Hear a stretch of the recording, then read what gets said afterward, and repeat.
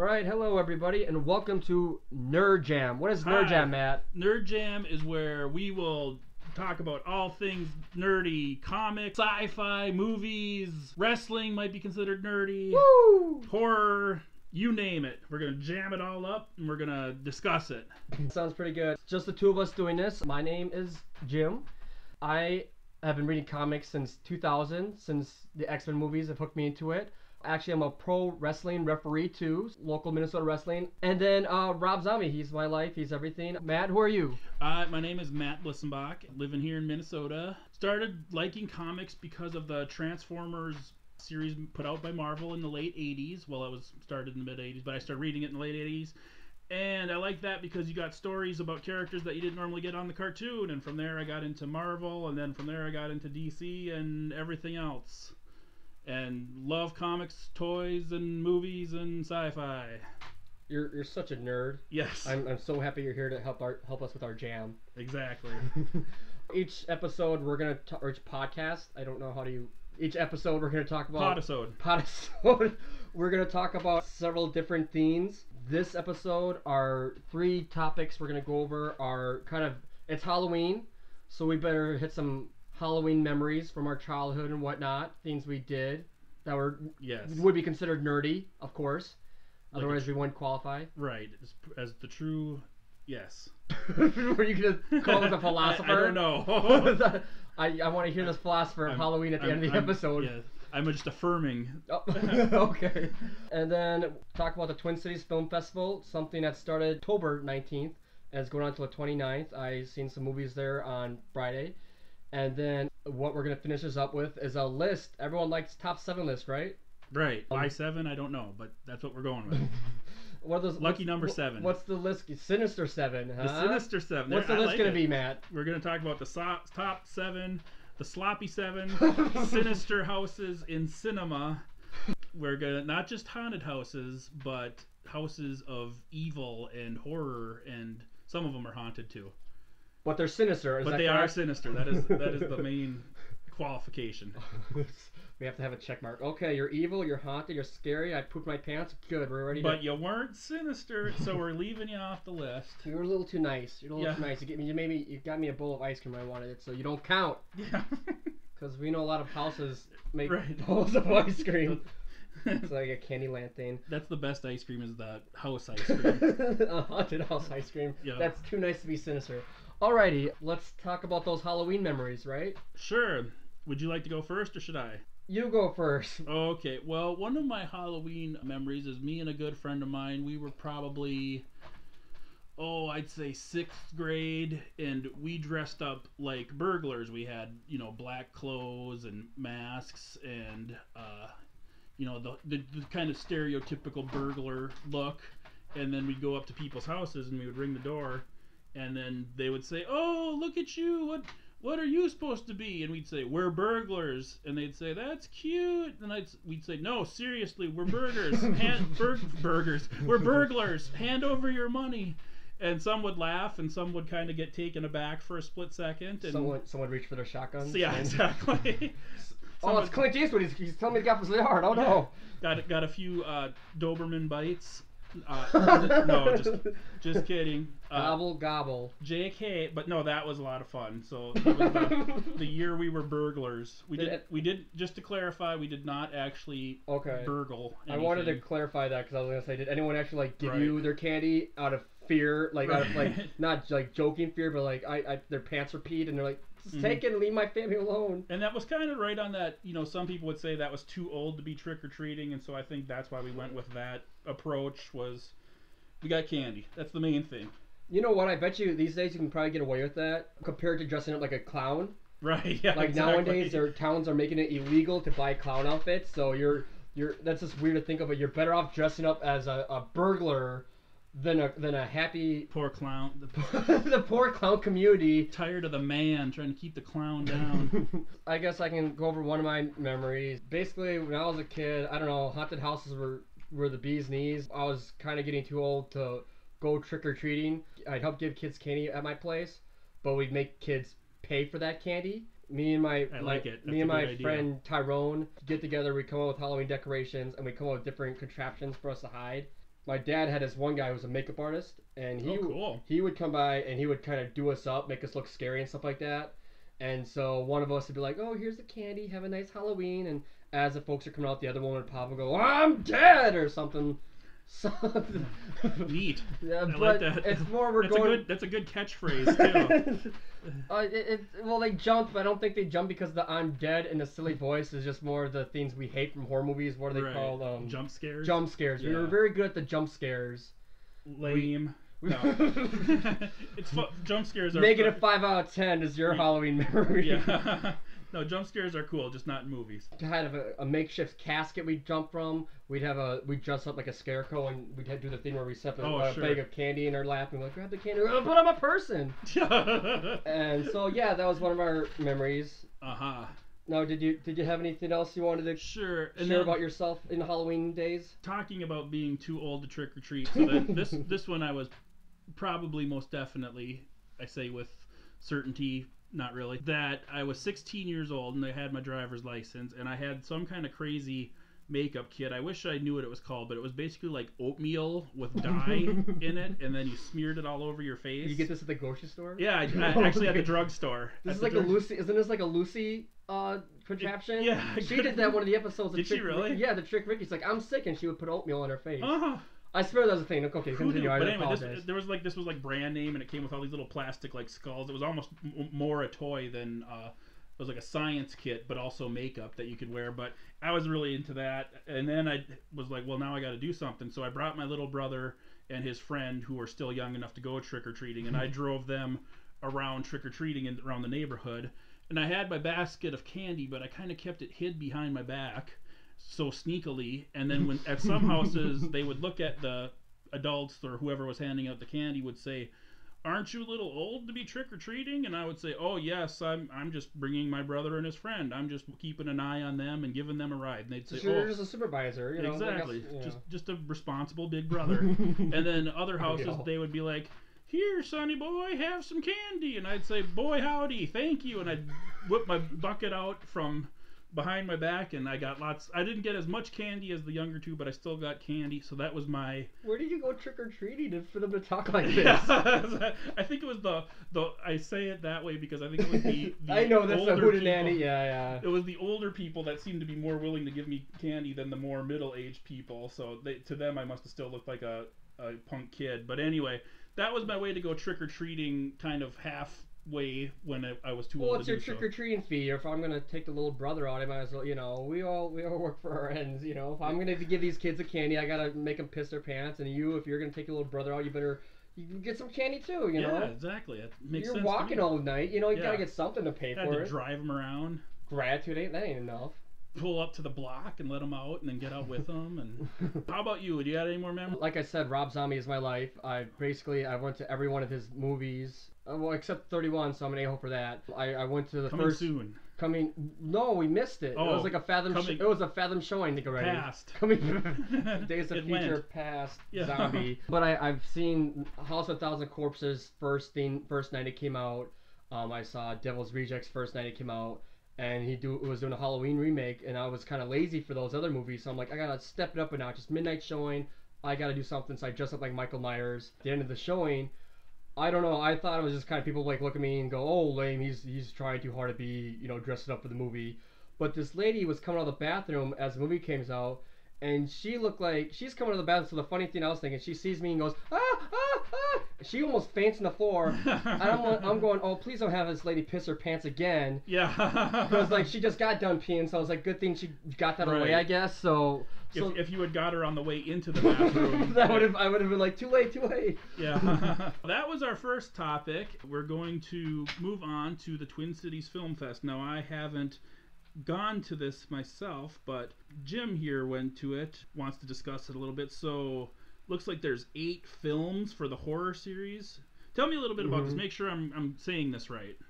What is it exactly? It's the Real Monsters horror show. Yes. Well, the Twin Cities Film Festival, just this big festival of movies they're doing, obviously. But it's really big. It's being played in Icon Theater, beautiful theater in St. Louis Park. But it's a big thing because they got celebrities from Bradley Cooper, Nicole Kidman, a bunch of folks who are coming to the film festival.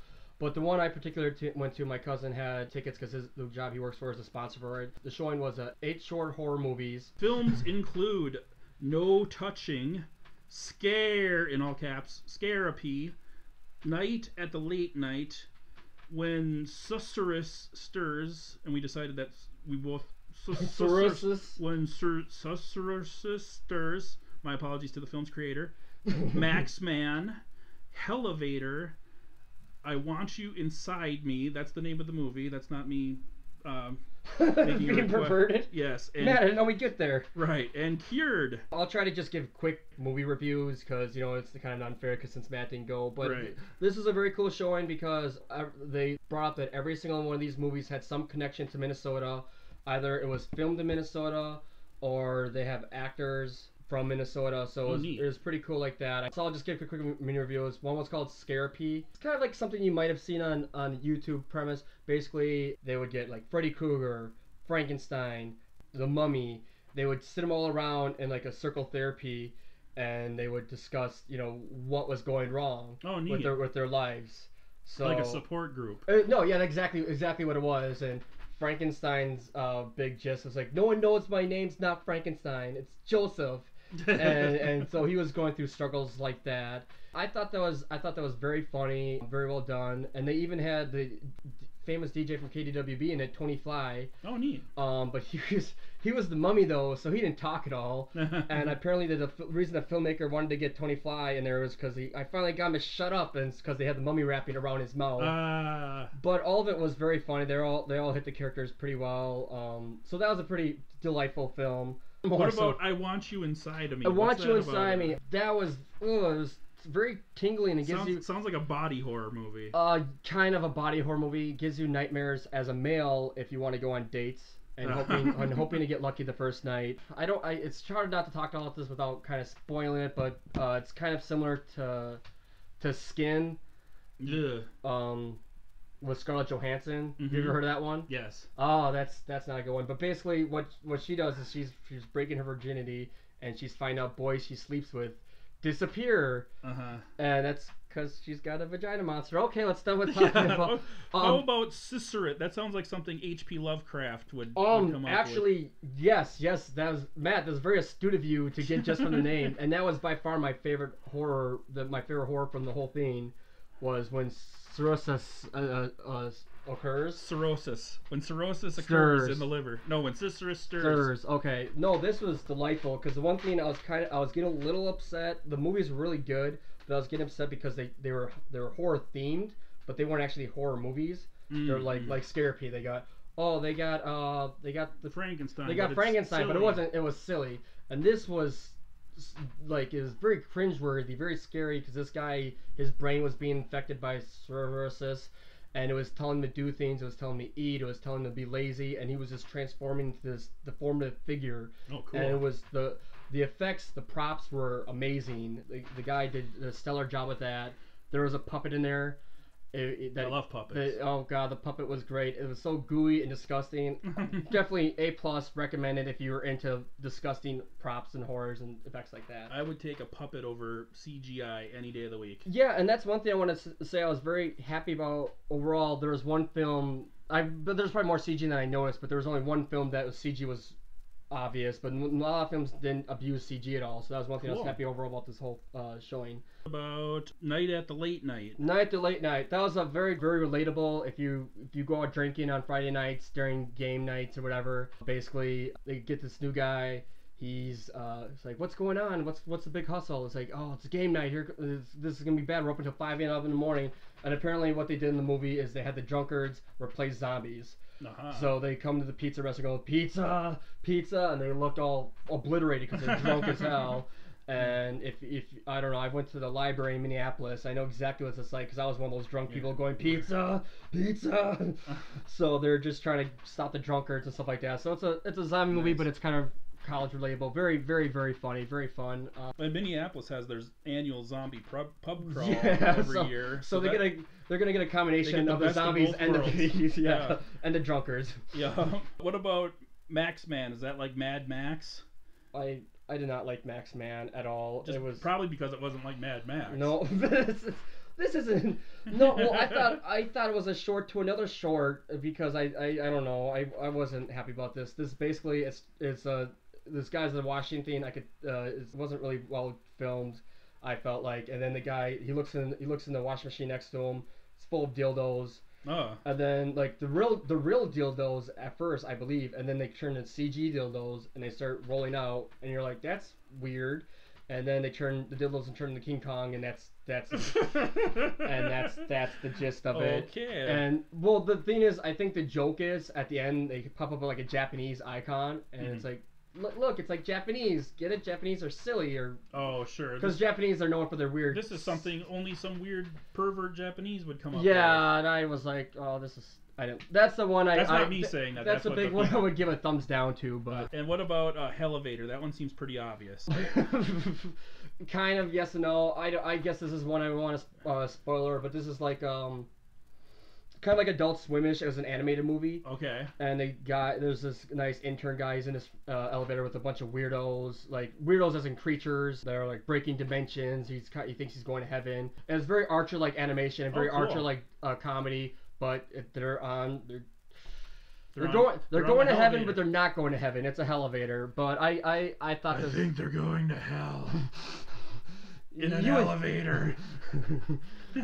But this, I give a thumbs up to. I thought it was funny. I wouldn't say it's one of the better ones, but I thought it was very funny. And then we got two left. We got No Touching. No Touching. This one had the most celebrities in it. It had Jake Busey.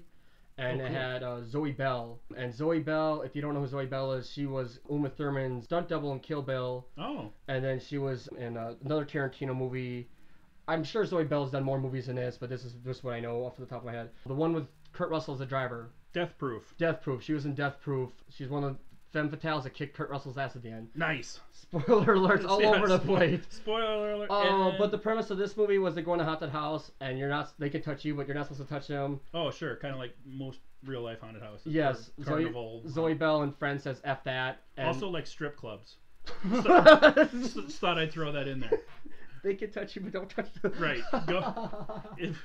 Just saying. But anyway. That makes a lot of sense, but I've never connected those. Okay. Yeah. The little known connection between carnival haunted houses and strip clubs. They can touch you. Revealed here on Nerve Jam. Anyways, proceed. But yeah, they go in there. The premise is like, don't touch them, but Zoe Bell is like, I'm gonna touch them, and they. Well, if you've seen Kill Bill, you get an idea of where this goes. Right. The high stunts, kicks, all that stuff. There's a twist at the end, but I highly recommend it. I apologize for all these filmmakers who I'm spoiling their films to, but this is just the best way for me to describe it. But I would definitely recommend it. Very funny, very cool action. Yes. And then the last but not least is Cured. Cured. Or maybe it is least. I don't know. No, Cured was great. Cured Okay. was my second favorite behind Sorority Sisters. I'm so sorry, Sorority Sisters people. Cured was great. It reminded me much of Maggie with Arnold Schwarzenegger. The gal is infected, and they kind of has a past because she's married. Her wife's family comes in, and they're kind of like, is she better? Why they let her have vaccination? And so she's kind of dealing with the turmoil of being a former zombie. Oh, neat. So she's got a virus. So it's very, very high dramatics. They kind of throw in some themes, prejudice, things like that. Because the mom's just like, oh, is she allowed out? Can we touch her? And the mom was very not open to it. And the person infected, she did something horrible to a family member. Yeah, I highly recommend it. All the actors were just stellar. They pulled you in the moment, make you very sad, made you very, Yeah, all these, they were great besides the Max one. Recommend Cirrhosis and Cured. Those two look out for if you can ever find them after this festival. Cool. Very good. Moving on, we have our top 7 sinister houses of cinema. And we compiled this list together. We kind of, basically what we did was he said, here are my top houses, here are my top houses, and this is the list that me, Matt, and unnamed buddy. Yeah. Who can't be here today but may join us in future jams. Oh, I like that. We shouldn't call this episodes, we just call it jams. Exactly. So we came up with a highly systematic system of systematic system of systemology of ranking these houses and picked our top 7, and we are now going to talk about them and explain why. So number 7 is People Under the Stairs. What's your thoughts on this, James? The house, for me, it does look a little bait and switch. So when you think of this house, you're thinking, oh, the best part is gonna be the people under the stairs. Right. It's like the name of the movie is People Under the Stairs. I feel like the worst part was the people under the stairs. They seemed almost like an afterthought. Mm-hmm. Like it should have been called Roach and Mommy and Daddy Fight Fool. Fool fights the crazy people. The house was actually, it was pretty fun. It had a lot of contraptions. I don't know. Do you want to talk about some of the contraptions? Sure. I don't remember anything. Well, like there's secret passages I know. Let's start with like getting into the house. Getting into the house. Sure. There's burglars who are trying to break in. Vince Rames and White Friend. Yeah. They try to break in the house, but when they pull the wrong thing, metal things come in. Right. Yeah. Booby traps. Yeah. So the mom and dad, brother, sister. They're called Mommy and Daddy, but by the way, if we haven't said it already, spoiler alert for everything. We'll try keeping spoilers out, but I don't have a filter sometimes. Mommy and Daddy, aka brother and sister, have booby trapped the house, and that kind of, not to get totally sidetracked, but one thing I like about this particular one is whenever it comes to one of these haunted, sinister, evil houses, you always have to deal with the question of how do you get the people in there in the first place. This one, it's the lure of money and cash, and this family supposedly is very wealthy, and plus they're having some problems with paying their rent, and the brother and sister happen to be the landlords, and they think that there's a bunch of cash hidden in this house, which turns out there is. But anyway, so they try to go in to get the money, but Mommy and Daddy have prepared for this eventuality with contraptions and traps. Actually, I was just kind of going over my head. I was like, greed, burglar. There's not a lot of burglary in these. Yeah. but greed is kind of a, now I think about greed as a top theme in our list. I could think of at least 4 houses that greed kind of takes place, but we'll hit those later on. Also, kind of people going into houses they shouldn't. Well, I guess at least 2. I guess when it comes to these houses, you have to keep in isolation. Yeah. Because if you have like people just coming in there willy nilly, then they'll figure out something's wrong with the house pretty quickly. So that's why you gotta make a theme to start your movie to hit your dose. And these are, I'm gonna break in these rich people's houses because rich people never pay for security. Right. And they have a dog named, was it Prince or Princess? Oh, I can't remember. I think Prince. Prince, yeah. They have a sweet dog protecting their house named Prince. So not only do these guys have to deal with this house being locked up whenever they pull the wrong trigger, there's a dog defendant too, who I couldn't tell at first was evil or not, but he was, at the end you could tell he's evil. Yeah. But a lot of other contraptions they had to were like the kitchen, like the cabinets and stuff folded out into being like slots to go inside the house. Oh yeah. Inside the house. When you say in the house, you mean between the walls. Yep. One of the best things about this movie in this house was the character Roach, who's living in the walls, and he was meant to be one of the people under the stairs, but he escaped and was instead the person in the walls, and he had his tongue cut out. Played by an actor, Sean Whalen, I think is how you say his name. Also was featured in Jury Duty as the guy on trial, and he was in a Got Milk commercial with his mouth full of peanut butter, couldn't talk. That's a little fun fact for you. But yeah, person in the wall. They could have called it Person in the Walls instead of People Under the Stairs. The people under the stairs themselves are basically just a bunch of. I wish there were more people in the walls. That'd be more creepy. Because the beginning of the movie, she's feeding Roach, and just having him have his hand come out of these little holes in the wall. That would make me, if they made Roach more sinister, that would make me way more scared than just like, oh, there are people downstairs and there's just one roach in the wall. Yeah. Because just imagine you're like, you're on the floor playing with something, all of a sudden someone a hand comes out, grab, what the, Yeah, imagine being home, sitting on the floor playing with your G.I. Joes or whatever. As all nerds do. Exactly, and a hand comes out of the heating vent and grabs one of them, and holy cow. That's the one thing I would kind of take away from this movie too, is just that I wish they were the people who are in the walls or under the stairs were evil, but they're kind of shown as mistreated, which is fine. But when you're hearing about the people under the stairs, you expect them to be the sinister ones. But like I said, it's a little bait and switch is what keep this movie going. Right. Should we move on to the next one? I have a trivia. Sorry. I have a trivia I want to give. The interior of this house was also used for Rob Zombie's Halloween. So cool. Just connecting it back to Rob Zombie like I always have to. That's our number 7. People Under the Stairs. Number 6, Matt. Poltergeist. First of all, let's get it out of the way. Everyone knows this. Bodies in the swimming pool were real bones. Oh my Gorn. Yeah, not a shocker. A lot of people. If you haven't heard that, now you know because of Nerd Jam.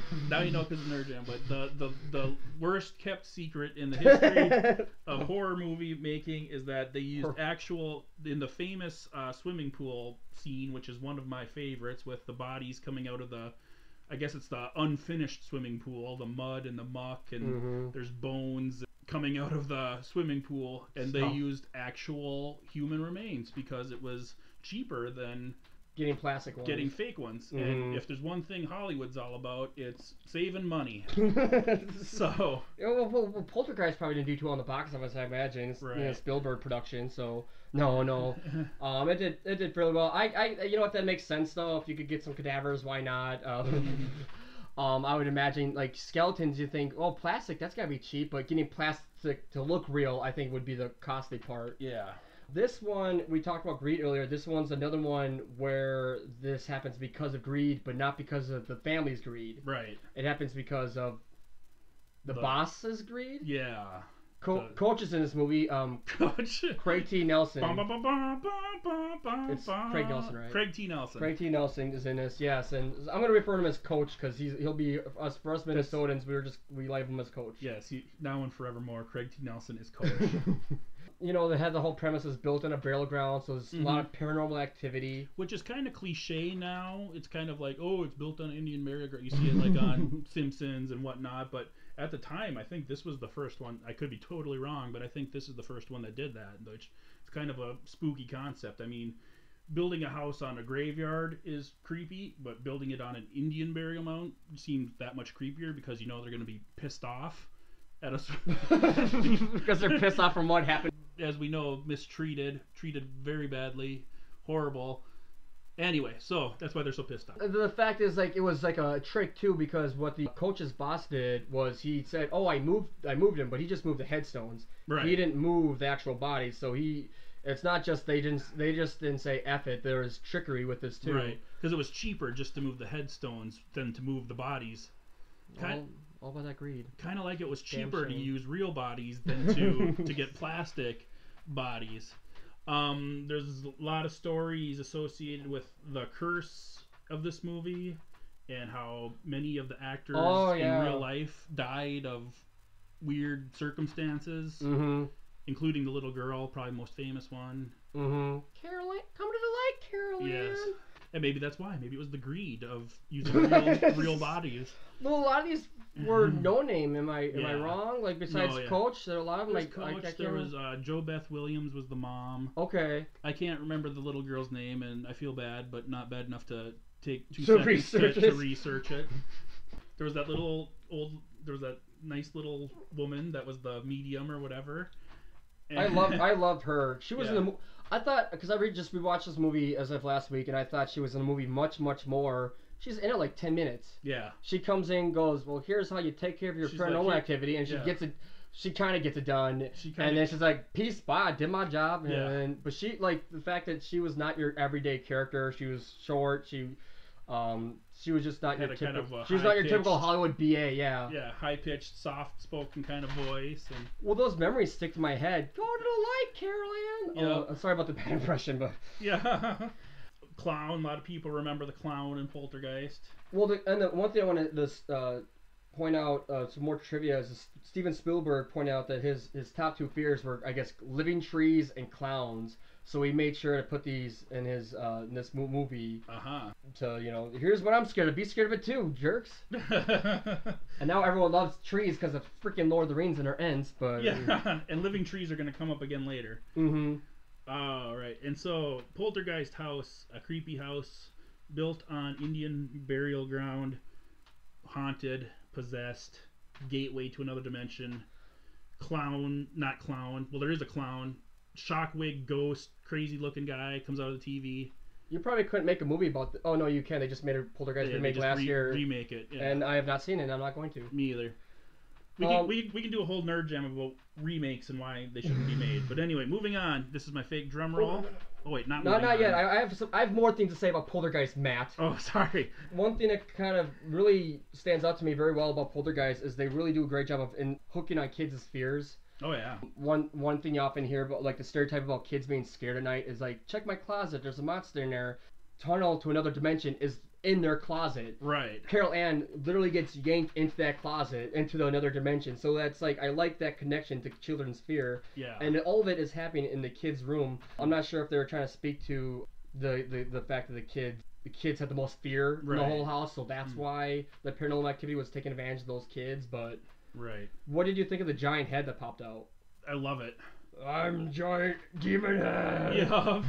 And the TV part freaked me out because, showing my age if I haven't already, talking about Marvel Transformer comics in the 80s, but growing up we had one of the TVs that you turned it on and it took a couple seconds to warm up and then it would go, and then at night when you turned it off it would still have this kind of glowing residue for a while. It's I'm finishing up or something like that. Like it's cooling. Your TV's cooling down. Exactly. And it was always kind of, if you're a little kid and you're tired and it's dark and you turn your TV off and it's still kind of glowing, and TV was kind of already a magical, mysterious thing. It doesn't. Well, it's like it's a living thing. It's like, oh, I gotta cool down before I go to sleep. It's like, why you gotta go to sleep? You're a TV. Just turn it off.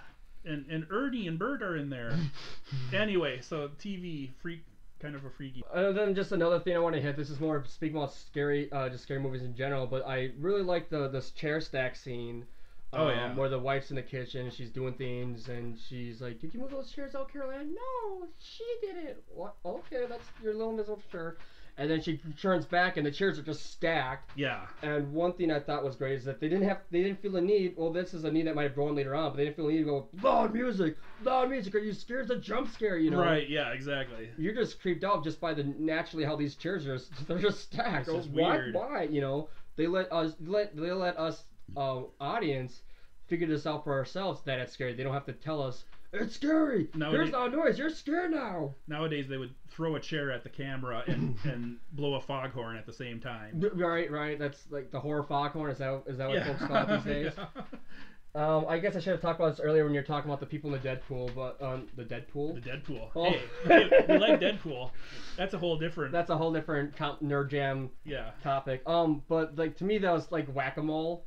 Like they were running through. I'm dead Native American. Oh my gosh, I'm dead Native American. They just kept popping. Yeah, that's what I was thinking. You push one down, another one pops right back up. If Poltergeist had an arcade game, that would be they'd be a whack-a-mole game, Oh, I so want to go get an old whack-a-mole game and retool it into a Poltergeist zombie pool game. But wouldn't that game be haunted because you have?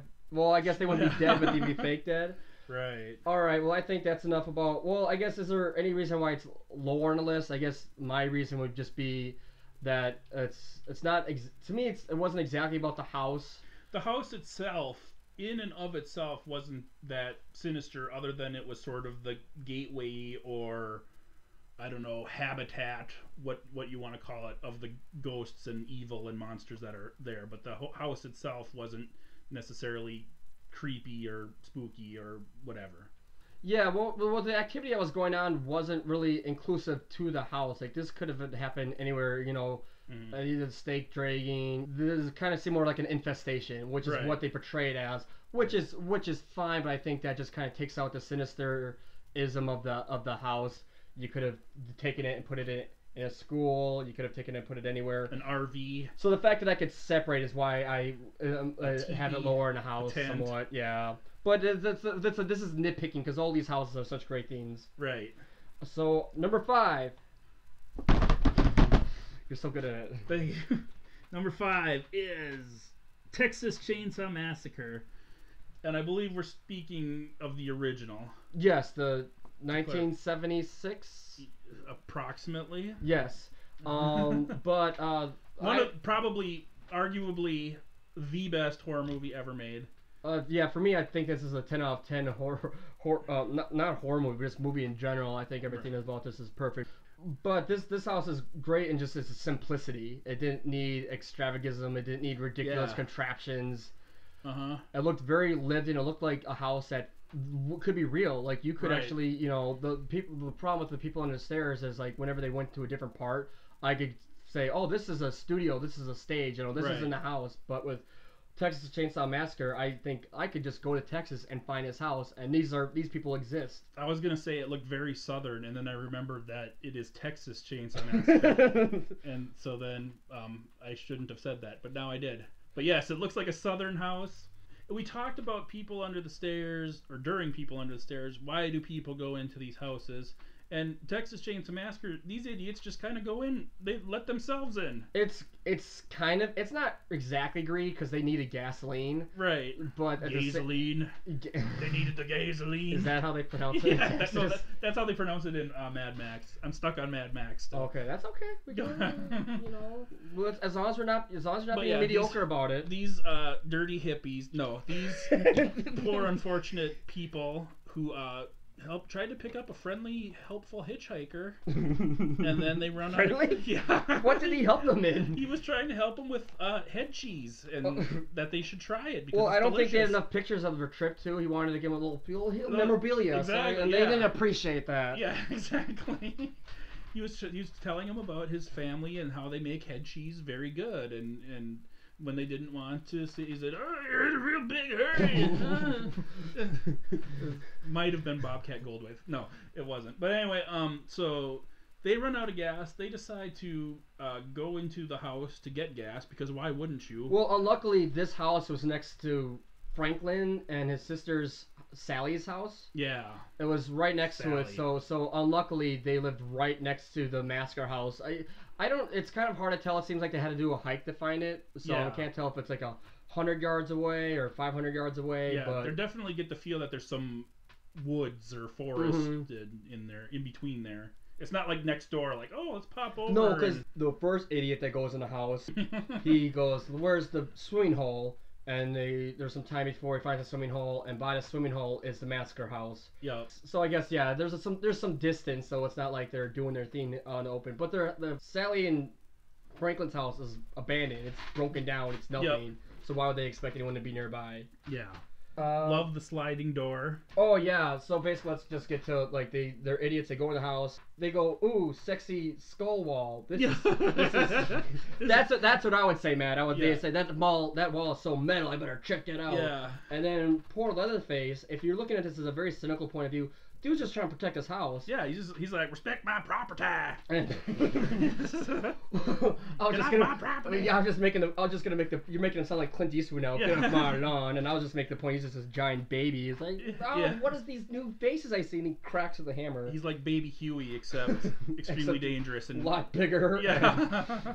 Metal sliding door is great because you slide it. That's where you chop your meats. That's where you keep the smell of the house. Yeah. Of course. And then when the second gal comes in the house, that door is closed, so she can't see the sexy skeleton wall. So what's she jump into, Matt? She jumps into a freezer.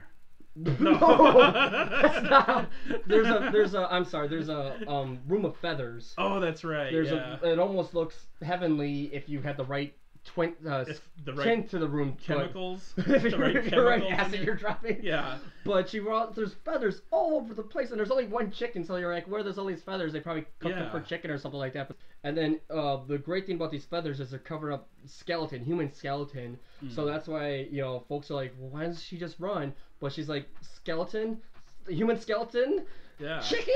And then that's when the wall slides open. Shwoom! Leatherface comes out. Shwabow! Wall slams back shut. Shavoom! This isn't a comic book. Right. But it's very much like sort of in your face. Like wham! It's like not jump scare though, but like it happens very quickly. Mm-hmm. Well, the house doesn't actually. You think of the grand scheme of things. There's only like four or five rooms presented to the house. Right. But the fact that it's so small makes it so easy for things to happen in place. You don't have to. Mm-hmm. I'm running in a house maze. Like I said, the simplicity is what glorifies this house. We're upstairs. There's Granny and Grandpa's room. Yup. The respect your elders. Yeah, respect your elders. I don't know if this is done on purpose or if this is just kind of how Tobe Hooper, who's the filmmaker of this movie, naturally came up with the story. But Grandma's dead upstairs, and Leatherface is loosely based on infamous cheesehead Ed Gein. Yup. And Ed Gein, he only killed 2 people, but he had a room privately just for his mother. And so I kind of, when I see the dead grandma, she's dead, she's a skeleton, just hanging out in that wheelchair. And you're like, is that a homage to Ed Gein's Room for Grandma, you know? And Grandpa's up there just hanging out with dead grandma, so maybe that's something he made for her. And Grandpa looks like he should have died 10 years ago, but he's hanging on because of that virgin blood, that virgin finger blood, through the power of healthy eating. Good old virgin fingers licking, sucking good. Yeah. And then the last room of the house is the dining room. Right. What did you think of the decorum of the dining room, Matt? Yeah, it's very stylish, very avant-garde. No, it's the dining room is just plain out creepy. Well, they put Tobe Hooper put a lot of attention to detail. Is it Toby or is it Tobe? I always thought it was Tobe Hooper. Anyways. Oh my gosh, I might have mispronounced his name the whole time. Yeah. Tobes. Yeah. Well, Mr. Hooper. Mr. Hooper. But he put a lot of attention to detail in this room because the chair she sits in, it has armrest. Right. Literal armrest. Their arms. She's putting her arms on. But there's carcasses. There's skeletons designed all over the room. You can't look at a spot without some messed up design. Yeah. What's it called when you do art with dead taxidermy? A lot of great taxidermy. When Hooper was making this movie, he went farm to farm saying, "Do you have any skeletons I could throw away?" Because I guess it was cost too much to throw away these skeletons. So folks would just hold on to them until they could bury them or dispose of them. And Hooper just come by and says, "Let me have it. I'm making a movie. I need these things." Another example of cost-effective skeleton usage in filmmaking. Well, to Hooper's credit, this movie, unlike Poltergeist, didn't have a budget. Right. Yeah. This did not have a budget, and that's what makes it so. One of the things that makes it so great is that it looks like this. It almost looks like a found footage movie before there was found footage, because there was, or when it wasn't so popular, I should say, because it's so grainy and gritty, and just the fact that it's raw is what makes it stand out to me so much. Is the fact that this could be real. This could be a house I can walk in when I'm breaking in houses looking for gas. Exactly. Which what kind of when they decided to remake it, it's like, why? The whole, one of the best things about the movie is it's raw, gritty. It needs to be 70s. cleaned up, man. It's too dirty. Yeah. People like clean things. That's what scares them, is cleanliness. Another thing we should point out about this house is that it seems to have surprisingly brittle windows. or else Sally is just very good at leaping through windows. She's got hops. Yeah. Yeah, Sally bursts through 2 windows in this movie, is trying to escape this messed up family. First, she jumps to the second story window, and the way these windows break, it's meant for her to jump through. Exactly. Which they probably were in real life, but from a in-universe standpoint, why did these windows explode when she touched them with her shoulder? Adrenaline rush, man. You got the adrenaline rush. You know what? I can't speak to it because I've never been chased by a redneck Texas family who wanted to chainsaw me up. So if I was in that situation, I might be able to explode out a window, you know, with the power. Before is there anything else you want to say about Massacre? Great movie. Love the second one too. Completely different feel that has little to do with houses and our house discussion. But one thing I want to mention before I finish this up is the trivia. Just like this house was moved, and now it's a bread and breakfast. So fun! So you can go to Texas and find this house and eat there, but stay away from the chili. Don't skimp on the meat. Exactly. Okay, next topic, number 4. Amityville Horror, one of the most iconic, you could say, haunted houses. To me personally, when you think of a haunted house, I think of Amityville Horror. I think of the windows, the eyes, as they say. Well, and the thing is about this house, we mentioned that Texas Chainsaw Massacre was loosely based on it. This house is real. This is a real house. Right. Some people might argue the truth of all the claims of what happened in the house, but there is an actual an actual house with the devilish eyes, with the kind of barn, looks like a barn, has the eyes of the devil, but it does have those eyes. If you give the right tint to it, you're like, it's staring at my soul, stop it. Yeah. The real house, I think they did change the windows because it got too much popularity and folks kept on coming by and going, oh, let's see the house, and like, get away from our house. You'd have a bunch of looky-loos rolling by. Yeah, that's how you start. That's how you start another horror movie. Yeah, Amityville is a creepy movie, and it's a creepy house. I love the flies. The scene with the flies. With the priest at the opening. Yeah, that's a great. And just overall, I guess I don't know if you had any more details about the flies, but one thing I just wanted to give about this movie is just like it's cool how this house personally connects with the family overall, but with the husband. Mm-hmm. The crazier this house gets, the crazier the husband gets. So there's a deep connection enforced into the frame of the house and to the frame of the husband. Mm-hmm.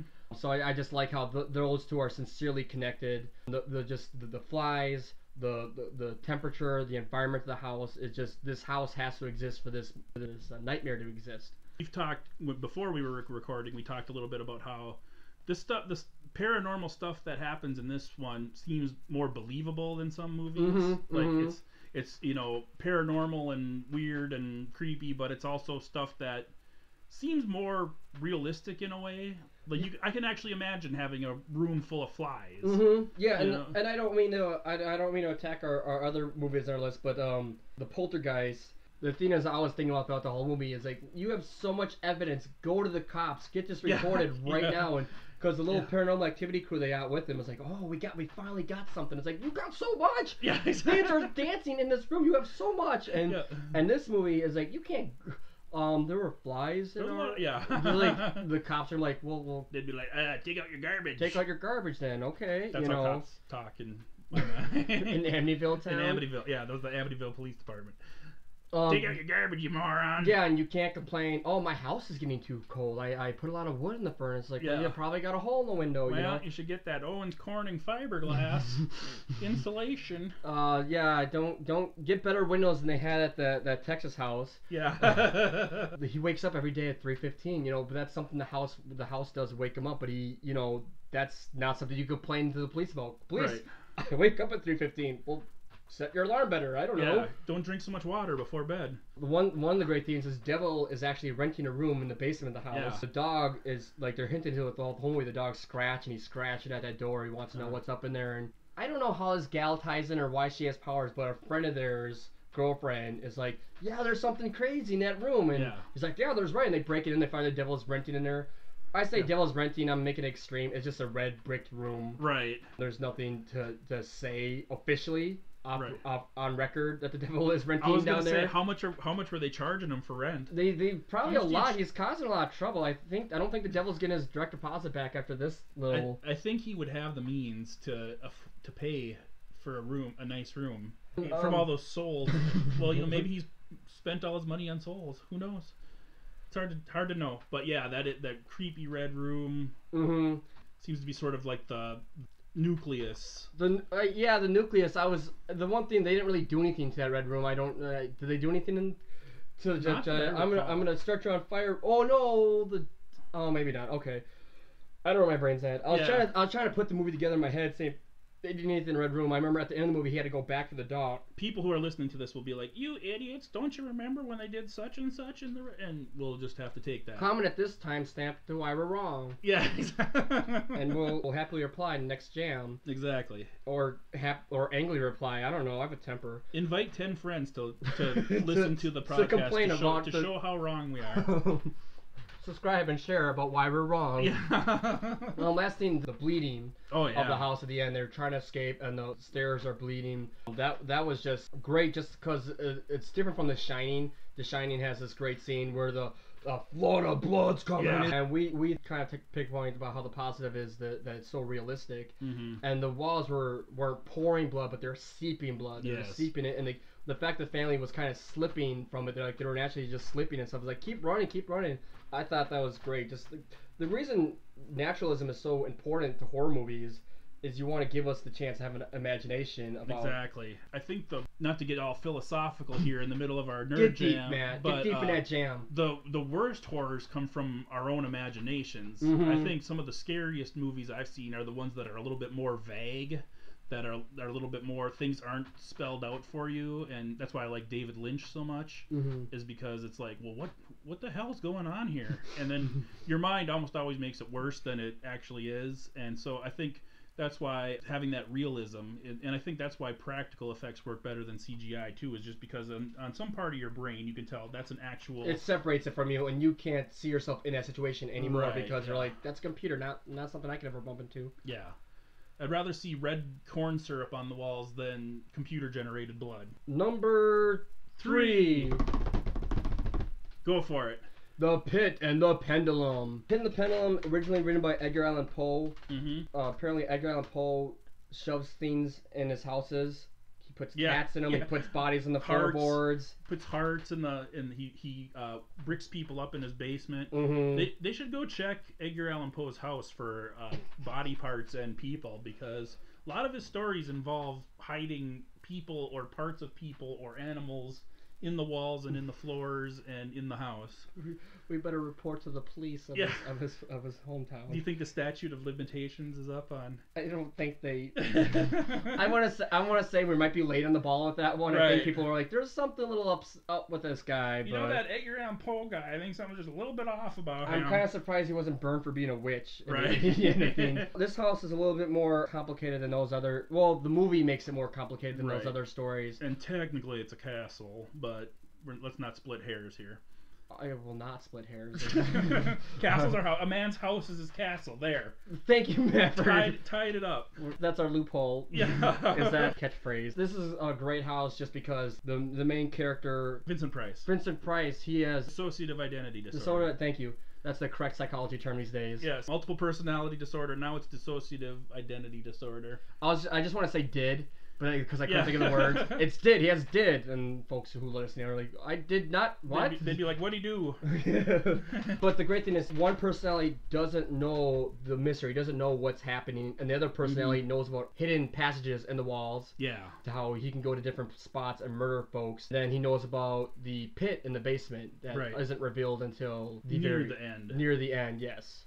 With the pendulum. To tie it all together. It's a great set they put together for this movie. The castle, a lot of extravagant bedrooms, a lot of extravagant floors. And then they already know about this, but there's torture devices all throughout the bottom of it. What was the reasoning for the torture devices downstairs, Matt? Spanish Inquisition? Yeah, someone horrible used to live there, and so they're kind of like, well, we're just taking advantage of it now. These devices are just historic memorabilia. Right. They're here. Someone's got to use them. One of the things to bring up about these horror movies is, why don't they just get out of the house? Right, yeah. I guess we should have mentioned with the other movies why they couldn't get out of those houses, but we didn't. They couldn't. But with this, it was a horror movie. Just deal with it. Yeah, but with this one, they were dealing with bad weather. It was in the 1600s?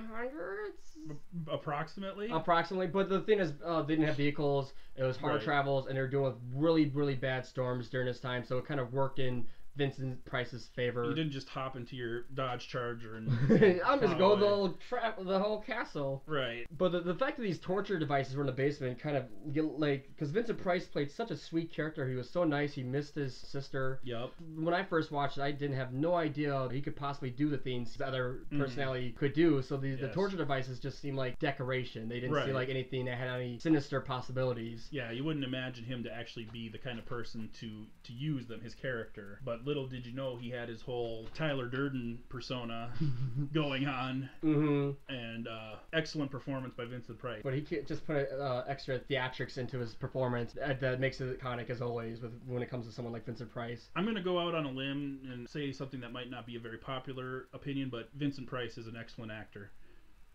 Do people disagree about this? No, I was being sarcastic. Oh, okay. I couldn't tell. I was like, oh, this is where we're gonna make the controversy right here. Yeah. We'll find some controversy for you folks. We were mean to hippies earlier, so right. The basement. Then there's the pit below the basement that's finally revealed, and we should sorry, totally cut you off, but we should also explain that this is greatly expanded upon of the Edgar Allan Poe short story too.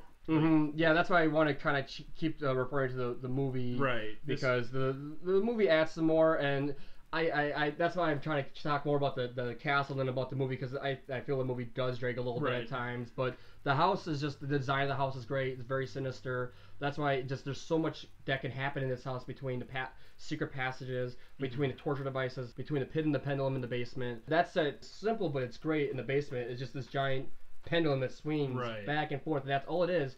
But there's a pit below it. Yeah.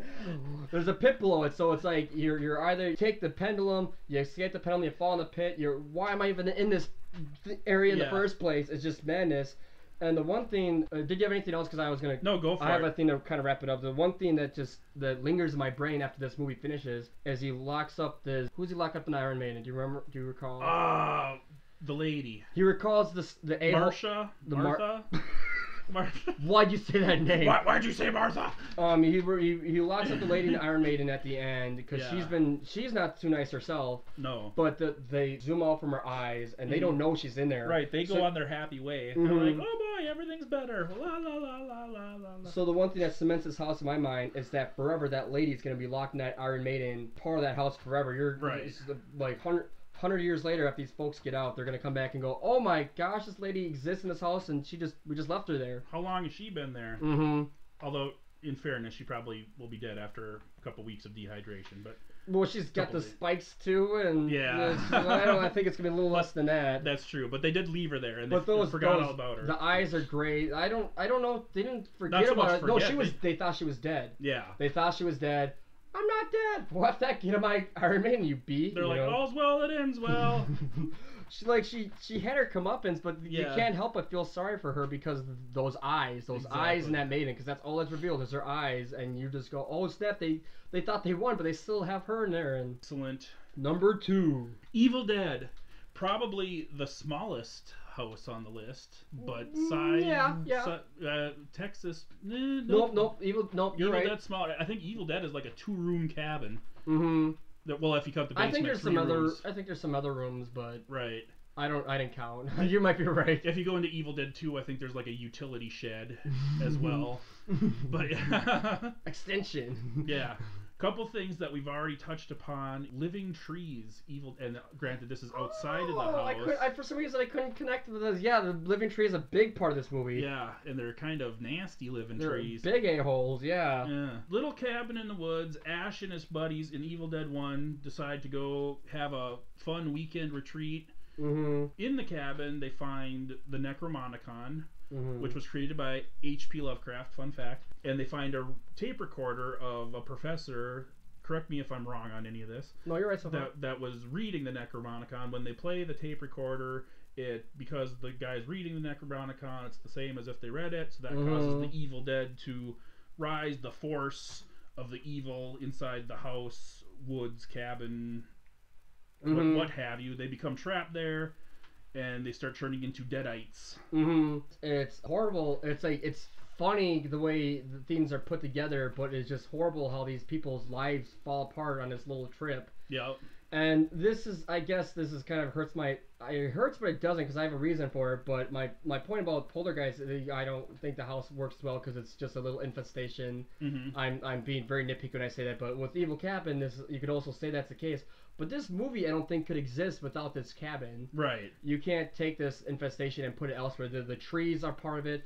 The way the setting of the cabin is great. And this house survives 2 movies. Right. Sam Raimi does a great job of making the best of it in 2 whole movies. So he gives a lot of props for that. I might be mixing up Evil Dead 1 and Evil Dead 2 a little bit because that's fine. It's still the same house. So that's what we're talking about. As I remember, at the end of Evil Dead, Ash gets away, and then in the beginning of Evil Dead 2, he says, "Hey, let's go back to that cabin. Wasn't that fun?" And brings a new woman to the cabin. That's not what it is. No, he's still kind of trapped there figuring things out. Oh, is that and what then it is? Still messing with them, and then the ladies who come in there, she's the grandpa's granddaughter or something like that. Okay. So she finds her way because that bridge is still gone. Yeah, so that's another reason they can't leave because they're isolated. The bridge, the trees too. The trees won't let them go anywhere. Right. And we talked about with Amityville how the windows make eyes, and the Evil Dead cabin kind of does that too, to a lesser extent. It does more than that. It's got the two windows and the door, and then it kind of makes the face. I want to bring up it does more than that because anytime he looks in mirrors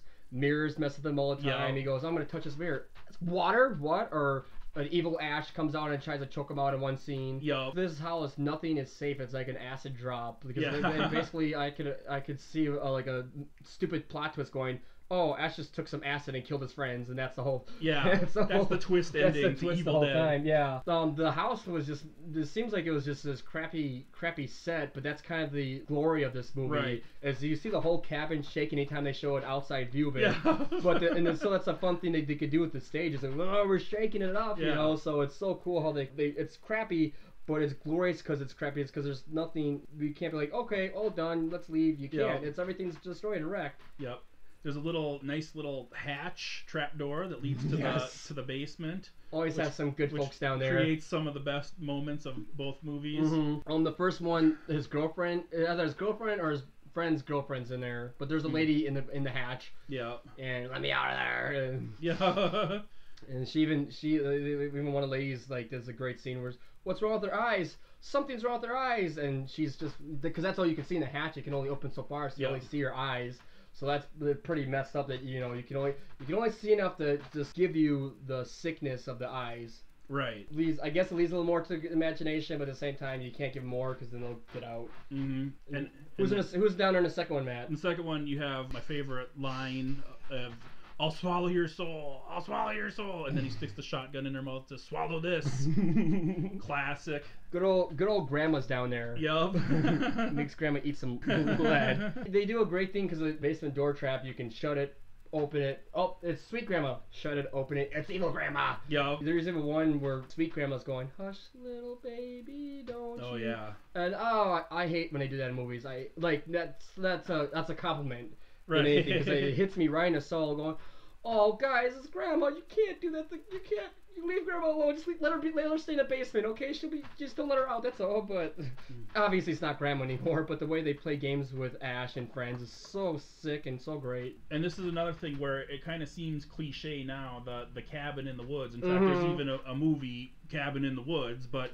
This was sort of like... that movie's its the whole purpose is a cliche, right, yeah, but exactly. it thrives on that cliche. And they even reference the living tree in Cabin in the Woods on their little bedding board where they have all the monsters listed, and there's people that have paused it and researched that in great detail, and you can find websites devoted just to that 3 seconds of footage. But on that board that they're betting on, it says something about the rapist trees. And does the tree rape somebody? It's sort of implied. The guy in the second one, the guy's girlfriend gets taken away. Is she raped? Is that the one that's implied? Maybe. Because she was like rammed into a tree, but maybe I wasn't paying attention to it, but I don't know if it was like sexually rammed. I just meant like, bam, I'll throw you in a tree. Maybe it was assaulted. No, that's fine. That's not fine for trees to rape people. I'm not endorsing. Jim is not endorsing tree rape. Yes. How do we get here? Anyways, moving on quickly before it's too late. Number 1 most sinister house is the glass house from 13 Ghosts. Now, some of you listening are going, 13 Ghosts? That movie sucks. Does not. But no, it's awesome, first of all. First of all, you're all wrong. Second of all, from the actual house standpoint, this one is my favorite because just the the glass house with the arcane symbols and the wards and its traps for ghosts. And there's a lot of different directions you can go with this, because just simply, if you didn't have the ghosts in the house, this thing is a contraption in itself. Exactly. You go in one room, shift. You go in another room, shift. Glass in general is always great for horror movies. You're looking at it, you see a reflection, you don't know if you see someone past you. And there's all this writing on the wall.